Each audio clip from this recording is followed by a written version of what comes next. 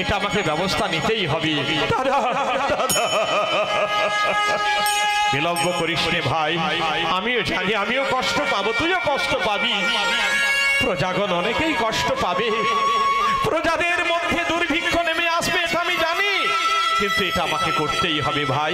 যা, বিলম্ব করিস রে। দাদা রামচন্দ্রের পদধূলি মস্তকে লইল, আর যেখানে সীতামা অন্তঃপুরে সেখানেতে গেল, লক্ষণ সেখানেতে গেল। এখানে সীতামা কোথায়? দাসী পরিবেষ্টিতা। দাসীগণ জিজ্ঞাসা করছে যে মাগো, ওই বনবাসকালে যা যা ঘটনা ঘটেছিল তুমি আমাদের কাছে কিছুটা হলেও বলো, আমরা শুনতে চাই যা যা ঘটনা ঘটেছিল। সীতামা একে একে বর্ণনা করছেন যা যা ঘটনা ঘটেছিল, একে একে বর্ণনা করছেন। অবশেষে বললেন, ওরে দাসীগণ, আমার সেই বনবাসকালে নানান ঘটনার মধ্যে জীবন কেটেছে, কিন্তু এটা তো বাস্তব, আর রাম ছাড়া আমি কিচ্ছু জানি না রে।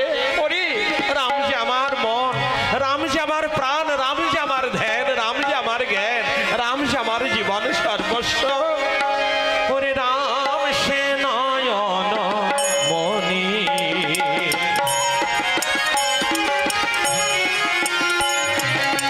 কত সাধনায় কত কামনায়, কত সাধনায় কত কামনায় পেয়েছি ও পদ দুখানি, রাম সে নয়ন মনি।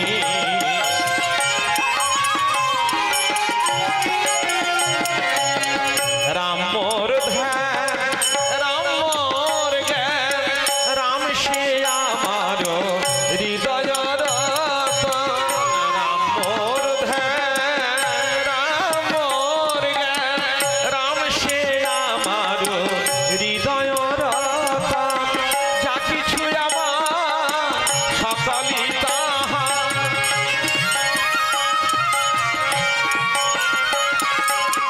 যা কিছু আমার সকলই তাহার, রামের গরবে গরবিনী।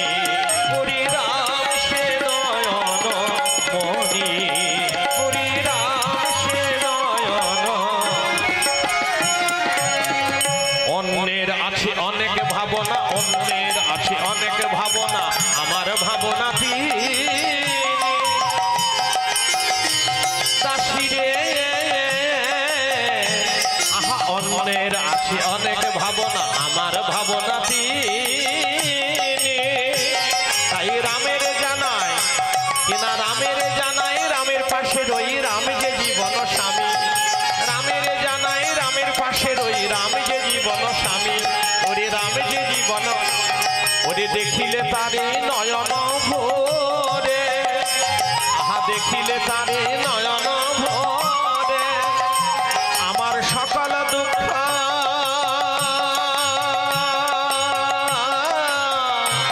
ও গো যায় গো দূরে, আহা দেখিলে তারে নয়ন ভোরে। তাই ভাবি মনে জনমে জনমে হই গো রামের ধরণী। আহা তাই ভাবি মনে জনমে জনমে হই গো রামের ধরণী।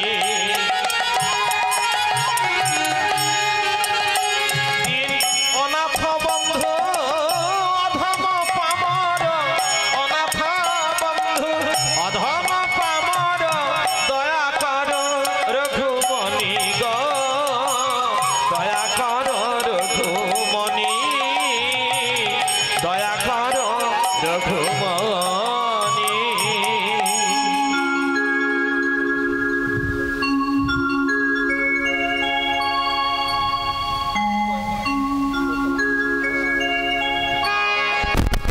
এইভাবে দাসীগণে চলে গেল, আর এদিকে লক্ষণ ঠাকুর ধীরে ধীরে প্রবেশ করলেন সেই অন্তঃপুরে, মানে মা যেখানে আছেন আর কি। হ্যাঁ, সেখানে গিয়ে প্রণাম চরণে। মা তো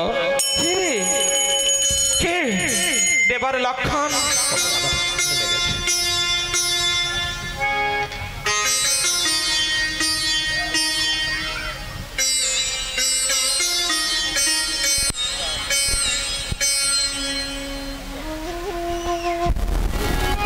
প্রণাম চরণে মাতো। দেবার দেবার লক্ষণ, তুমি এসেছো, তোমার কল্যাণ হোক। দেবার তুমি অনেক